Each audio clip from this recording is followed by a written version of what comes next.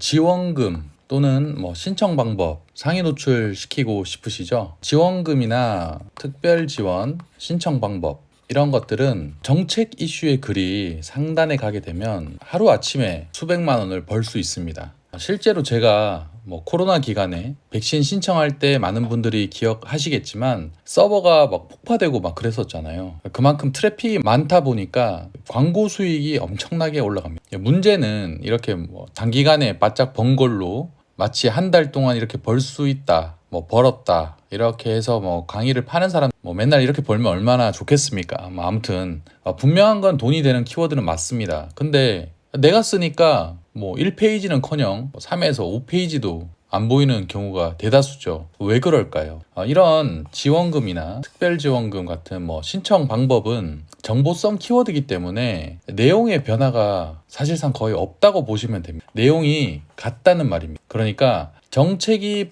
발표된 날이 24년 2월 4일이라고 할게요. 근데 예를 들어서 오늘 글을 씁니다. 24년 9월 10일 이렇게 썼어요.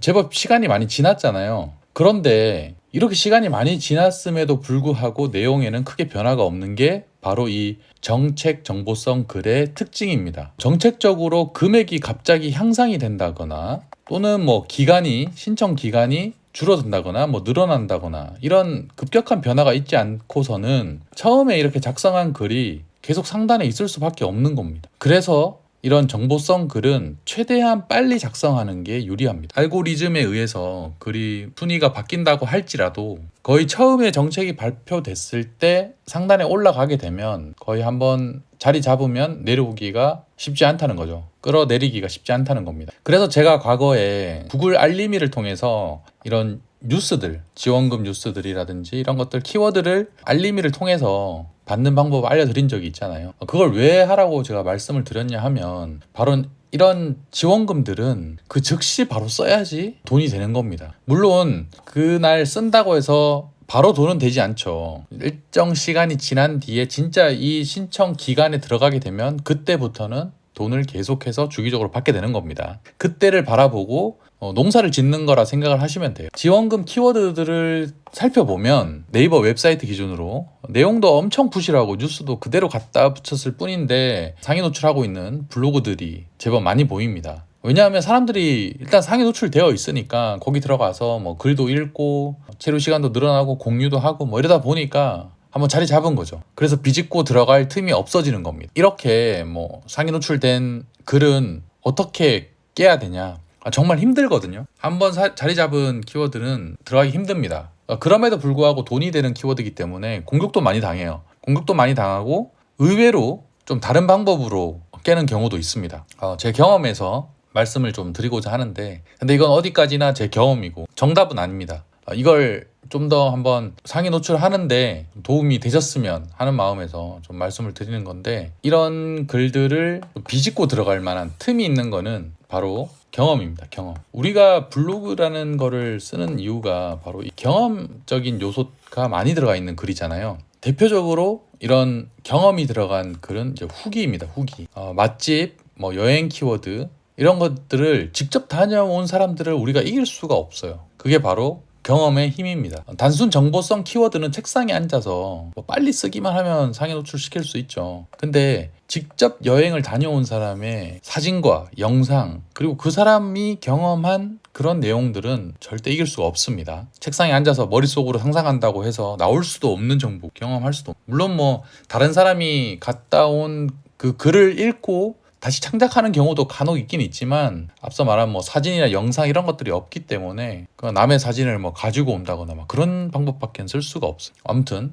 자 그러면 우리가 이제 신청 방법이란 걸 놓쳤습니다. 시간이 이렇게 예를 들어서 7개월 정도 지나서 이걸 알았어요. 이제 어떻게 하면 좀 좋을까? 그러면 좀 경험이 들어간 다른 키워드를 한번 생각을 해본다면 저라면 이렇게 한번 써볼 것 같아요. 예를 들어서 지원금 신청 해본 후기 라든지 지원금 신청해서 얼마를 받은 후기 이런 식으로 좀 엮어볼 것 같아요. 예를 든 겁니다. 또 검색을 해보실 것 같은데 처음에 노렸던 키워드로 만약에 후기성 글을 쓰게 되면 당연히 안 나옵니다. 그런데 왜 이런 글을 쓰라고 하냐면 의외로 후기나 아니면 아까 금액이 들어갔잖아요. 그 뭐 20만 원이라고 할게요. 20만 원 이런 식으로 검색하는 사람들이 있어요. 그 지원금 20만 원, 지원금 후기.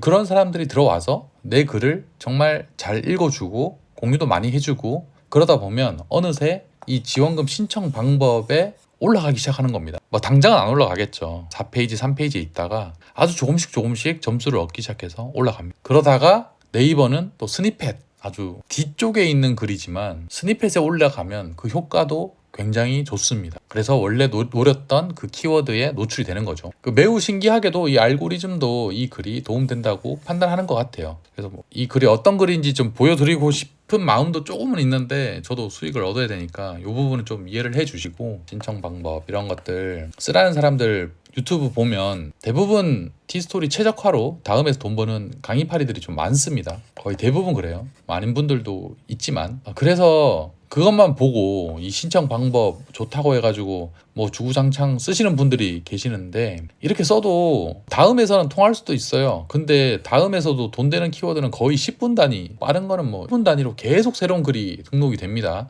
그들만의 리그죠. 이제는 뭐 빙한테도 밀려가지고 4위 포털로 밀려나고 있는 이 다음에 우리가 아까운 시간과 힘을 낭비할 필요는 없다고 생각을 합니다. 그리고 굳이 뭐 이런 신청 방법, 물론 말씀드린 대로 진짜 신청 기간에 들어가면 돈이 되긴 되지만 이것만 돈을 벌어다 주는 키워드가 아니기 때문에 지금 오늘도 지금 이 시간에도 새로운 키워드는 만들어지고 있습니다. 그런 키워드를 어떻게 잘 찾아내야 될지 글을 많이 쓰면서 남이 쓴 글도 한번 보시고 괜찮다. 그리고 또 상위 노출에 들어가 있는 그런 블로그들을 들어가서 보세요. 보시면 이 사람들은 이런 키워드를 쓰는구나 라고 또 배울 수도 있기 때문에 한 수 배우면서 글도 쓰시면 수익에 좀 도움이 되지 않을까 싶습니다. 이게 뭐 정답은 아니지만 제 경험을 일단 말씀을 드렸는데 너무 또 이 신청 방법 목매서 글 쓰시는 분들이 좀 적어주셨으면 좋겠습니다. 다음 영상에서 뵙겠습니다. 불로소득이었습니다.